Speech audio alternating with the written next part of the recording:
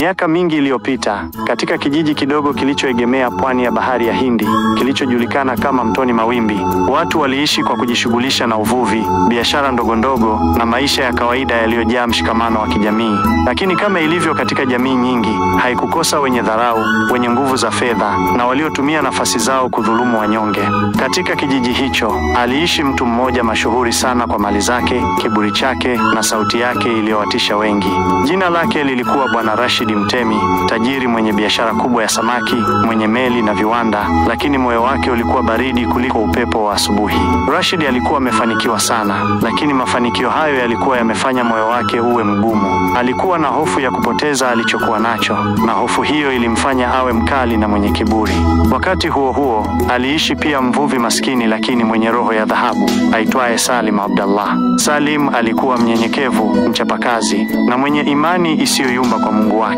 Aliishi na mkewe Amina na watoto wawili, Juma na Zulekha, katika kibanda kilichojengwa kwa miti ya mnazi na makuti, karibu kabisa na fukwe. Maisha yao hayakuwa rahisi, lakini yalijaa upendo na matumaini. Salim aliamini kuwa Mungu alikuwa pamoja nao hata katika nyakati ngumu. Siku moja, Salim alirudi kutoka baharini akiwa amevua samaki wengi sana, bahati aliyokuwa haijamtokea kwa muda mrefu. Samaki hao walikuwa tumaini la familia yake kwa siku kadhaa zijazo. Alipokuwa akipita njia ya kuelekea nyumbani, alikumbana na Bwana Rashidi aliyekuwa amesimama nje ya duka lake kubwa la kuuza samaki. Rashidi alimtazama Salim kwa jicho la dharau, kama vile anamtazama mdudu. Kisha akasogea na kusema kwa sauti ya kuamrisha, "Mie nilihitaji mzigo wa samaki leo. Njoo nipatie hao wako." Salim alijaribu kwa heshima kumweleza kuwa samaki wale ni wa familia yake na kuwa ameupata kwa taabu nyingi baharini, akipambana na mawimbi, upepo na jua kali. Lakini Rashidi hakusikia. Kwa sauti ya kukasirikia na uso uliopambwa na kejeli, alisema, "Wewe maskini hujui thamani ya biashara. Si samaki tu hawa, nitawalipa shilingi 200, kisha upotee mbele ya macho yangu." Salim alishtuka. Bei hiyo haikufikia hata robo ya thamani ya samaki wake. Alijaribu tena kueleza, lakini Rashid alimzalia matusi na akaita walinzi wake wawili. Kwa nguvu wakampokonya Salim ndoo ya samaki, wakamvua hata mtungi wake wa maji na kumwacha pale barabarani akiwa ameduaa. Watu walishuhudia, lakini hakuna aliyethubutu kusema kitu. Hofu ya Rashid ilikuwa imetanda kijiji kizima kama giza nene. Salim alipiga magoti pale alipoachwa, vumbi la barabarani likiingia kwenye magoti yake. Hakulia, hakuapa kulipiza kisasi, bali aliinua mikono yake juu, machozi yakimtoka kimya kimya. Akasema kwa sauti ya huzuni, "Ewe Muumba, umeniona nikipambana na bahari, na sasa wameninyang'anya jasho langu. Sina nguvu mbele yao, lakini najua wewe huachi haki ya mnyonge na kuachia yote mikononi mwako." Siku zikapita. Rashid aliendelea kuendesha biashara yake bila kujua kuwa mbegu aliyoipanda ilikuwa inamea. Usiku mmoja, alipokuwa jikoni akiwa na familia yake, alianza kulalamika kuhusu maumivu kidoleni. Kisu alichotumia kusafisha samaki kilikuwa kimemchoma kwa bahati mbaya.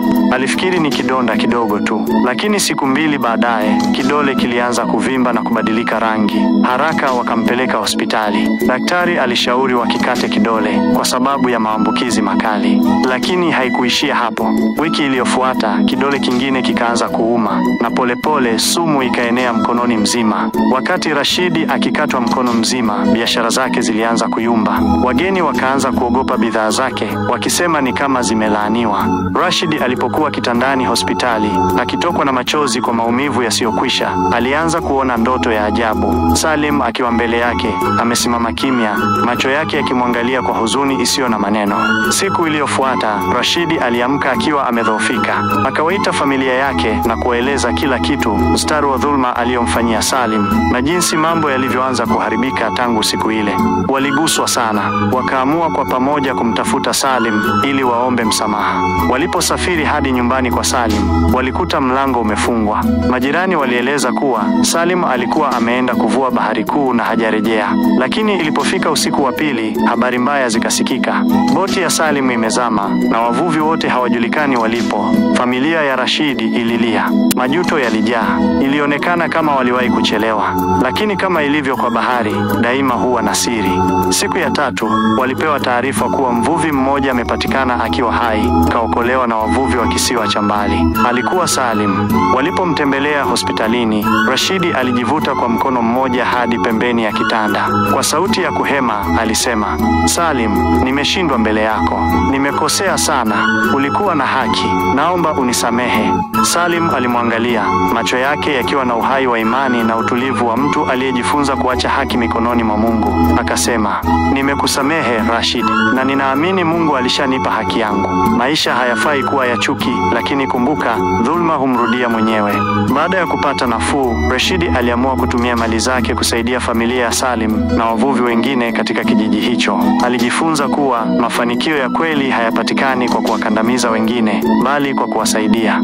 Mafunzo: dhulma si ushindi.